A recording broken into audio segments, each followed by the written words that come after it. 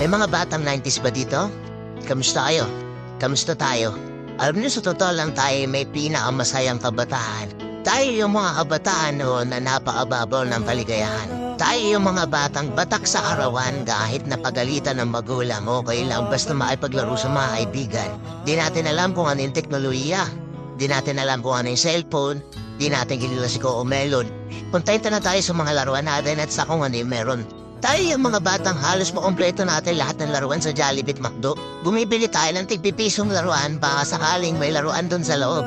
Naalala nyo? Noong mga panahon, nadahanap pa tayo ng gagamba kung saan-saan.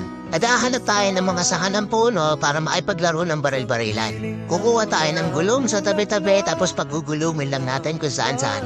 Mabibwisit tayo kapag hindi tayo pinayagan ng magulang natin maipaglaro sa mga kaibigan natin sa ulanan. Tayo yata yung mga huling batch ng mga bata na nakikipaglaro pa ng tagu-taguan. Totoo lang, di ba? Real talk. Tayo yung mga simpleng batch ng mga bata. Tayo yung mga batang napakasimple lang ng kaligayahan. Pero yung mga batang yun ngayon, nagsilaki na. Nandito na tayo sa tunay na hamon ng buhay. Yung struggle natin, ibang-iba. Pero magtataka ka, yung mga bata ngayon, iba na rin sila. Yung mga bata ngayon, feeling nila mas magaling pa sila sa magulang nila. Yung mga bata ngayon, nagre-rebelde agad kapag hindi na pagbigyan yung mga simpleng gusto nila.